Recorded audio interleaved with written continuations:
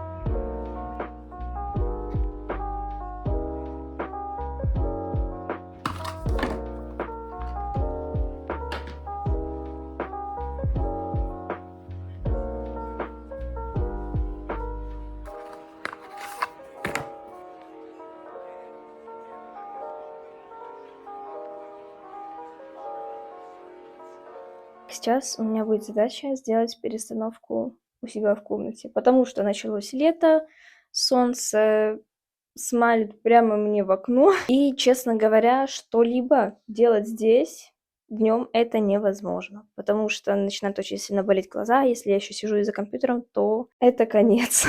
И при этом жалюзи мне не помогают, потому что они у меня желтого цвета, оранжевые стены, и как будто становится еще намного хуже. Поэтому, да, моя задача сейчас там прибраться, вот это вот перенести под окно, а мой стол на то место. У меня есть где-то влоги, где-то, наверное, год назад я их снимала, и как раз-таки на тот момент у меня стол стоял там, и могу сказать, что мне это абсолютно никак не мешало, да и даже, в принципе, будет немного получше сменить свое местоположение, хотя бы чуть-чуть. А не знаю, освещением я как-нибудь разберусь. Да, поэтому сейчас я приберусь у себя на подоконнике, потому что он у меня немножечко захламился. Кое-что разберу, позову брата, и он будет мне помогать. Как-то так. Да, еще почему, допустим, даже утром мне сложно здесь сидеть, потому что напротив находится здание. И вот вы видите, как солнце вышло, и это солнце, оно просто отражается от белых, ну, почти белых, бежевых стен, либо от окон, и это смалит прямо мне в глаза. Класс. Ну, то есть, я думаю, причин перенести мой стол очень много на самом деле. Поэтому начну прямо сейчас, потому что у меня на вечер целая куча дел и на день. Я просто это не успею.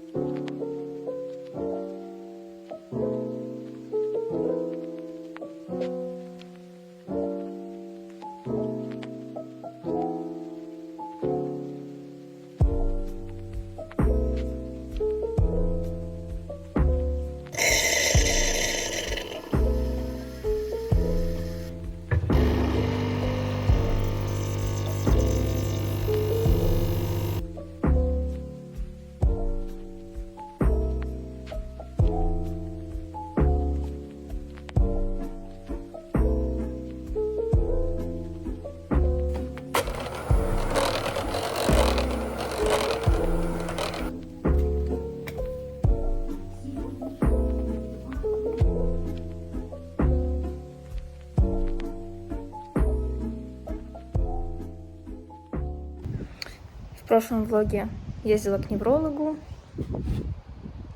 Сейчас пойду к эндокринологу. У меня этот месяц прям какой-то месяц врачей и проверок.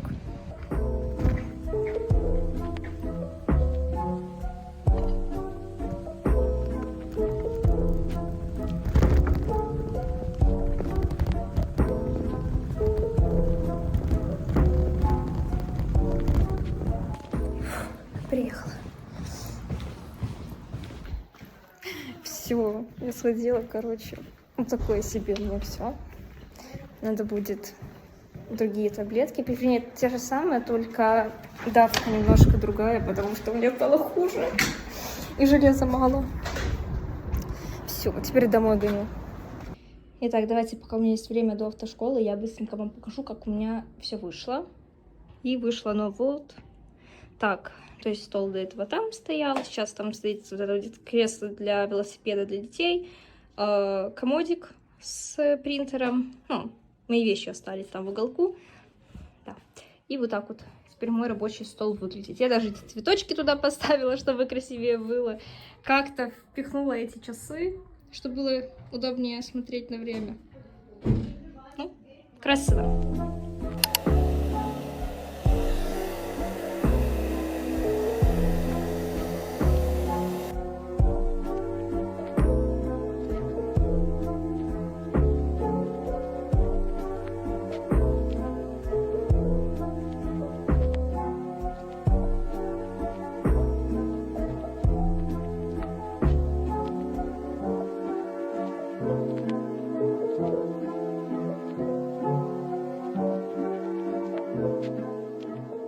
Всем уже добрый день. Да, уже добрый день, пока переделала все дела. Уже сколько? 2 часа дня. Ого. Я все утро ходила, печатала своим братьям всякие распечатки для учебы по математике, по английскому, по русскому языку. И вот сейчас, пока у меня есть 3,5 часа, да, 3,5 часа до автошколы, я хочу немножечко позаниматься корейским языком по учебнику Korean Grammar in Use. Вообще, изначально хотела позаниматься по учебнику New Topic Master, вроде бы так называется, но я не знаю, почему-то ВК не открывается, и я не могу скачать этот учебник. Да. Поэтому пока что буду делать Korean Grammar in Use. Тут у меня кофеечек имеется, печенечки.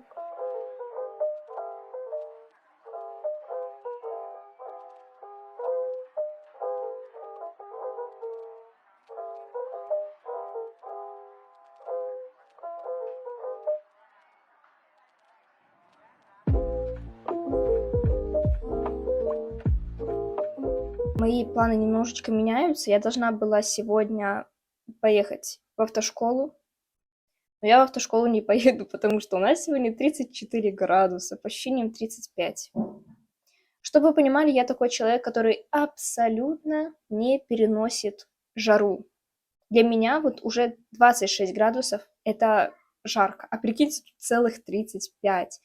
И завтра, как обычно, по везению 23 максимально. Поэтому я решила, что я дома сегодня останусь, дома пройду темы, которые мне надо по вождению. Вроде бы сейчас должны быть темы, связанные со строением машины, в плане, как устроена там система, допустим, торможения, двигатель, такие вот базовые вещи. И я их думаю, я пройду дома, поотвечаю на вопросы. Корейским я тоже немножечко позанималась, вспоминала грамматику, и я поняла, что слова я помню, а вот грамматика, она мне уже немножечко забылась за эти полгода. Или немножечко меньше, я просто не помню, когда я в последний раз корейским занималась. Вроде бы где-то вот так вот, около полугода назад. Поэтому сейчас это все вспоминаю.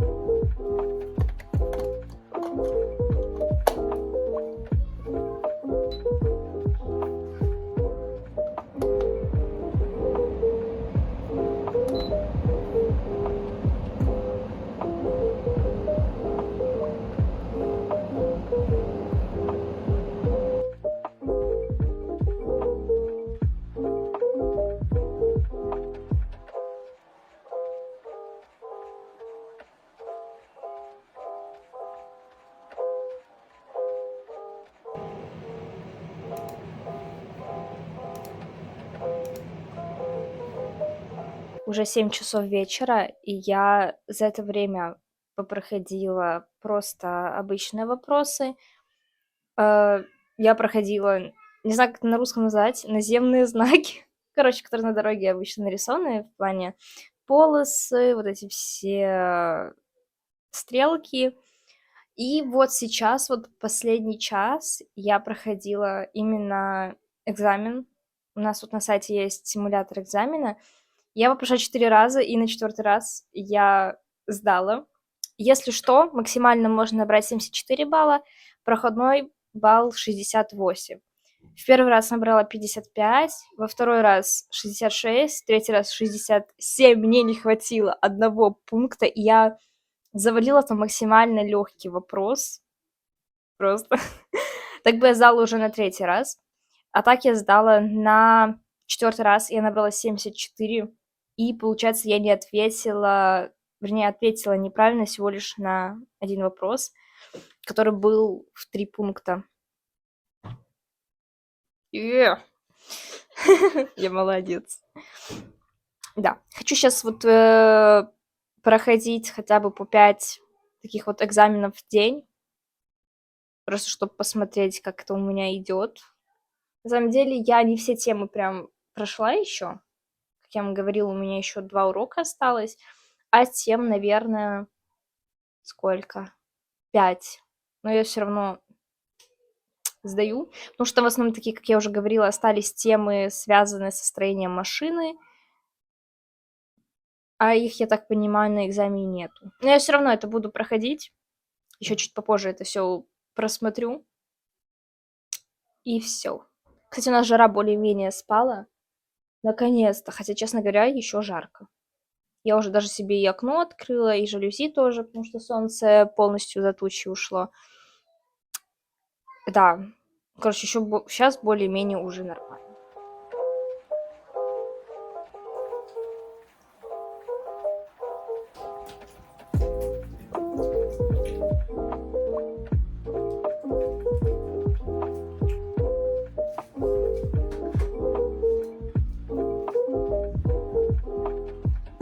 Неделю назад я была в Беларуси, и изначально я хотела, конечно, снять прям полноценный влог, как я там была, но не очень сильно вышло, потому что большую часть времени я просто отдыхала с бабушкой, либо там своей тетей, и мало куда ходила. Но в том влоге, которым я хотела снять, я показывала косметику, которую я там купила, уходовую косметику, и большая часть из нее это корейские бренды, да, потому что в СНГ странах, на самом деле, намного легче найти какие-то корейские бренды, которые экспортируются, чем в Европе, плюс там дешевле. Поэтому я кое-что прикупила, и хочу вам это показать. И так как я заговорила о корейских брендах, я, наверное, сразу с них и начну. Сразу 2 продукта от бренда Esfolio. Очень надеюсь, я правильно это произношу. Я купила ретинол, и я его использую по вечерам. Вот эти такие красивые упаковочки. В принципе, он так мило выглядит. И вот тут... Я, честно, не знаю, как это правильно назвать. Но тут написано, что ретинолу 18 тысяч ppb каких-то. Извините, я в этом не разбираюсь. Да. И тоже от этого бренда. Это Центелла. Экстракт Центеллы. Тоже очень красивая упаковочка, она еще тут блестит. Это я использую утром, перед макияжем. Тоже супер красивая упаковочка. И что самое приятное, что вот эти оба крема, их надо буквально одну горошинку на все лицо. И далее это Next Beauty. Ой, не Next Beauty, а Next View. SPF крем. Как раз таки я когда вот смотрела в интернете про этот бренд, он как раз таки популярен благодаря вот SPF кремам в том числе, и еще там каким-то продуктом, но я уже не помню каким. И да, он тоже такой красивый, миленький. 50+ на лето как раз, с коллагеном. Там была вроде бы алоэ, если не ошибаюсь. гиалуроновая кислота и что-то еще. Ну, короче, что-то прям такое мягкое. Но я взяла с коллагеном. Как-то так. И с гордостью вам представляю белорусский бренд Blue. Blue называется. У меня до этого была сыворотка с салициловой кислотой. Та салициловая кислота поубирала, знаете, вот такие мелкие точки, как это, критокомедоны, вроде так это называется. Короче, все поубирала. И вот на этот раз я тоже думала взять салициловую кислоту, но я тут нашла красный пилинг с комплексом кислот. Молочная кислота 22%, гликолевая 7% и салициловая 2%. Вот я взяла вот этот вот пилинг только из-за того, что там уже была салициловая кислота. И могу сказать, что, ну, первые 2 раза ощущала покалывание, но уже там 3-4 раз, когда наносила, этого не было. Немножечко грела, но опять же, это норм. Да. Я просто решила похвастаться своими обновками. Ну, а на вечер, как я уже сказала, я буду использовать этот ретинол. Кстати, вообще забыла что-либо сказать про SPF крем. Могу сказать, это самый лучший SPF в моей жизни. Во-первых, удобно, что он наносится тонкой линией, то есть спокойно так вот можно распределить. И да, такого количества, вот как я показала, будет хватать идеально. Плюс он вообще не жирнеет и вообще не блестит. То есть он наносится и ощущается реально как обычный крем для лица. И идеальнейше наносится. Вот, честно, более лучших SPF кремов я не встречала. Вот до этого у меня была эмульсия. Ну, это вроде как крем выглядел, но почему-то это было подписано как эмульсия. Я даже не знаю, кто производитель, я здесь в Польше купила. И до этого для меня это самое лучшее было, потому что, как минимум, оно не скатывалось, как остальные SPF, которые даже подразумевались как SPF для лица, а в итоге скатывалось так, как будто я вот просто объяснить не могу тот ужас. Настолько ужасно было. Но вот этот крем, это прекрасно. Не знаю, насколько он хороший, насколько он хороший. Знаете, вот эти вот камеры, которые сейчас появились, чтобы показывать, насколько хороший SPF, уровень SPF. Не знаю, но мне ChatGPT выдал, что он хороший.